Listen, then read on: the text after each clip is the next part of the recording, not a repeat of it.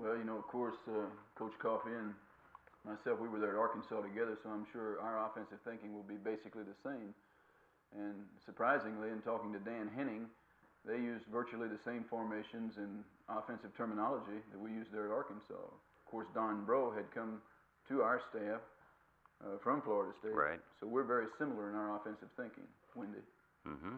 And in addition to the offensive thinking from a strategy standpoint, I'm sure that you're in alignment and thinking in terms of personnel. And I know Dan talked about quarterbacks and wide people, as they call them, right. Wide receivers. Is this what you're going to be looking for in recruiting?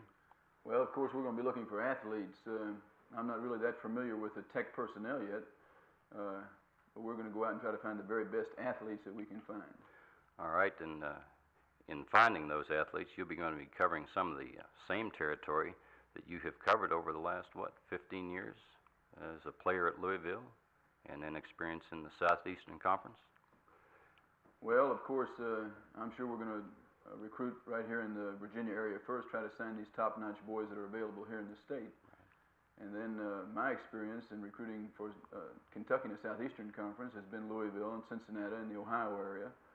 And I'm hoping we'll have a chance to get back in there and find some pretty good boys. Right. I guess I should have said that you're not a complete stranger to this area. When you were working as a recruiter for the New Orleans Saints in 1969, you were working out of Richmond, were you not? Yes, that's correct. And I covered what they call Area 6 and 7, which is basically the Southeastern and Atlantic Coast Conference areas, and Ohio and New York and Pennsylvania and those areas. So I'm pretty familiar with this area over here.